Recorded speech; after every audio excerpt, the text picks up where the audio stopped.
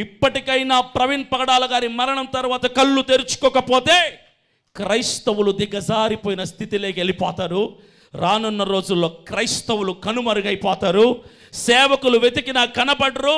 చదువుదామంటే Bible కాదు కదా, అందులో ఒక్క కాగితం కూడా కనపడకుండా చేస్తారు మతోన్మాదులందరూ కూడా. మన హక్కుని మనం వాడుకుందాం, మన అర్హతని మనం వాడుకుందాం.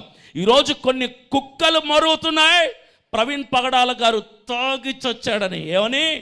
తాగి చచ్చాడని. అరే, బీడీ కాల్చేవాడు బ్రాండ్ మెయింటైన్ చేస్తాడు సార్, ఒకే బ్రాండ్ మెయింటైన్ చేస్తాడు. ఇంకో రకం బీడీ ఇస్తే కాల్చడు. అలాంటిది ప్రవీణ్ పగడాల గారు ఒకవేళ తాగారన్నదే కనుక నిజమైతే, ఆయన హైదరాబాద్ ఎల్బీ నగర్ లిక్కర్ మార్ట్లో ఒక బ్రాండ్ మందు కొన్నాడు. అదే ప్రవీణ్ పగడాల గారు ఏలూరులో వైన్ షాప్లో ఇంకో మందు కొన్నాడు. 3 రకాల మందు ఎందుకు కొన్నారని ప్రశ్నిస్తే ప్రభుత్వానికి సమాధానం లేదు.